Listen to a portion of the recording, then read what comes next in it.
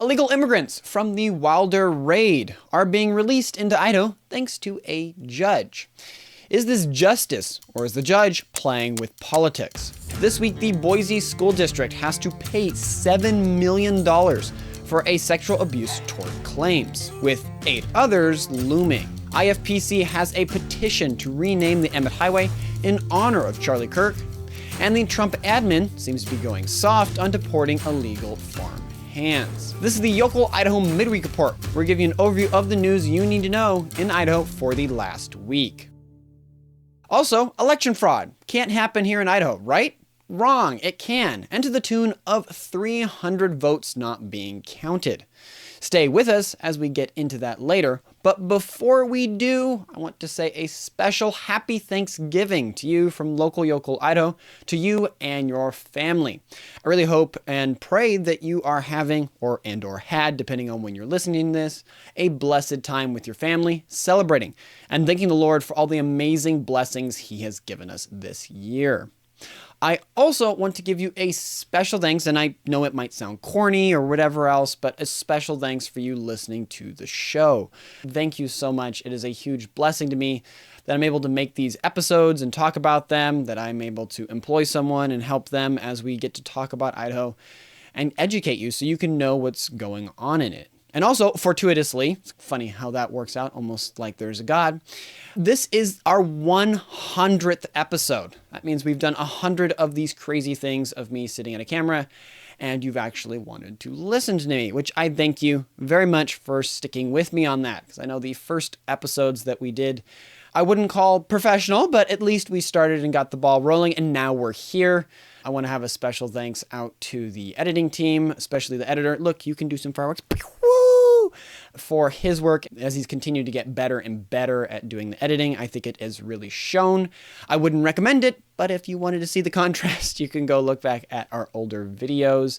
Again, thank you so much for making this possible, that we could do 100 episodes, and hopefully we'll do another 100. And then we'll continue to educate you about what's going on in Idaho, and we'll only get better at it. And thankfully, the Lord gives us that grace to do so, speaking of being thankful. With all that said, let's jump into the episode. With our top story, as talked about last month, the FBI led a raid in Wilder to investigate illegal gambling. For a little bit of a recap, over 200 officers from 14 agencies detained about 400 people, including many U.S. citizens in there, because, it's a large amount. While the raid resulted in only a handful of gambling arrests, ICE arrested 105 people for immigration violations. Last Wednesday, though, U.S. District Judge B. Lynn Windmill ordered 16 of those detained to be released. The judge ruled that holding them without bond violated their due process rights because they already lived in the U.S. As for the response from the Department of Homeland Security, they called Judge Windmill an, quote, activist judge, end quote, who is, quote, ordering lawbreakers to roam free, end quote. They argue ICE lawfully arrested these people who broke immigration laws and should be removed. Now here's where the tension is for us. Did the judge uphold justice by protecting constitutional rights, or did he elevate procedures? While due process matters, and we're not saying it doesn't, these individuals entered or remained here illegally. The judge's order prioritizes legal technicalities over the substantive reality that our laws were broken, laws that exist to protect our towns and sovereignty. Also, speaking of big things that shot across Idaho's social media this last week, back in August, we reported on the Boise School District's 4th tort claim over sexual abuse allegations. We kind of warned you that something was deeply wrong, if you didn't already know that there in Boise. This week, however, the situation exploded, and it's going to cost us. The district now faces 15 separate tort claims filed this year alone. As for what's happened with these school districts, it reveals a pattern of failure with not just one incident, but looking at that, namely at Valley View and Cynthia Mann Elementary, special education assistant Gavin Snow exploited and abused children, allegedly photographing them in school bathrooms and different rooms. Parents allege administrators failed to properly investigate complaints against Snow. When a teacher finally filed a mandatory report in January, police went to arrest Snow. However, he died by suicide before they could apprehend him. And this isn't just the only one. Don't think it's just him or limited to his actions.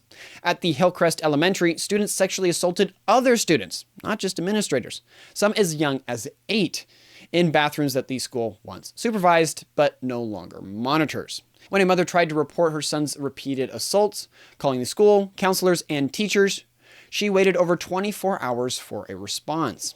When she went to the school in person, a front office worker asked her if her 8-year-old consented. Not that an 8-year-old can give consent. Shocking there. Now, as for where the money comes into this whole equation and how it will affect taxpayers, the district settled 7 claims for $7 million, $1 million each.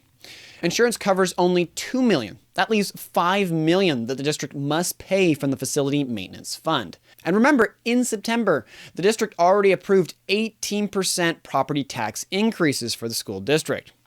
When schools fail to protect children, parents must act.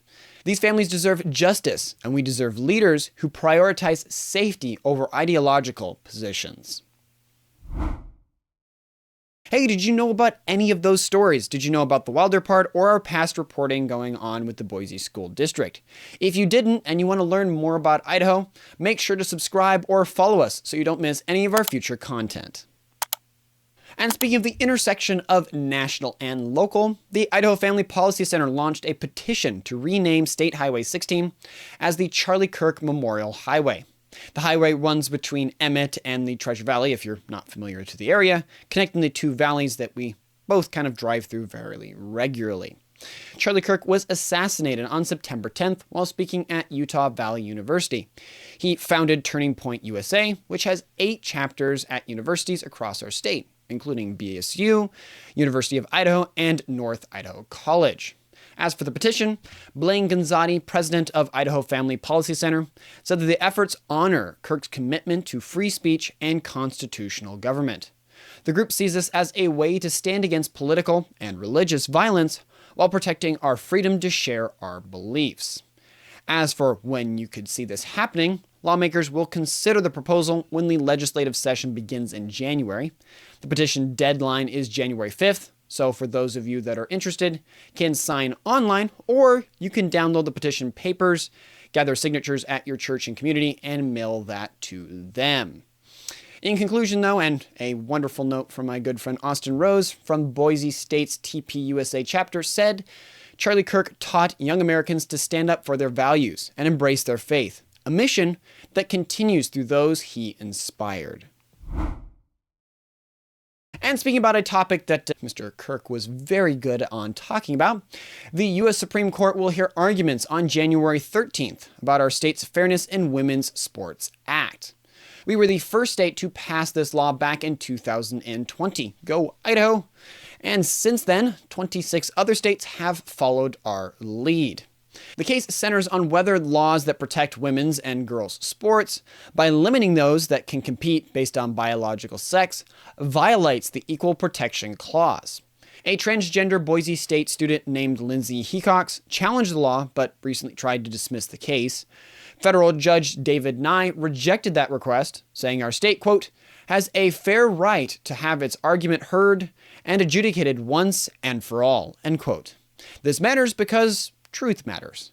How we define male and female affects real athletes who compete, train, and deserve fair competition. 26 states now have similar protections because they recognize that biological reality creates meaningful differences in athletic performance. The Supreme Court's decision will likely come sometime in 2026 and will shape how states across America, not just Idaho, can protect fairness in women's athletics. Hey, have you enjoyed the Midweek Report so far? If so, do us a favor and hit the like and subscribe/follow button. Helps us stay connected with you and reach more folks who love Idaho just like yourself. And staying in Washington, D.C., but moving over to the executive branch, the Trump administration appears to be softening on its immigration enforcement when it comes to agricultural workers, or farmhands. While ICE agents raid cities for illegal immigrants, They've backed away from farms and ranches since June, something that if you're regularly on X, you'll know many Idaho pundits are not very happy about. The administration also has streamlined H-2A visa program, allowing farmers to hire foreign workers more quickly. As for how this relates to Idaho, our state employs about 7,200 H-2A guest workers, more than double what we had in 2016 for some context. Our agricultural workforce totals around 70,000 people. The new policy cuts wages dramatically and allows employers to charge workers for housing that used to be free, so that's a little bit of a nicer improvement there. But the big concern is the inconsistency in law enforcement. God commands judges in Exodus 23 not to, quote, follow the crowd in doing wrong, end quote, and not to, quote, pervert justice by siding with the crowd, end quote. The Bible clearly says that we should apply the law justly and equally to everyone. When the administration raids cities but avoids farms to appease business interests, it fails to apply the law consistently. If we need to pause immigration to preserve our culture and allow proper assimilation, then we need to pause it everywhere, not just where it's politically convenient.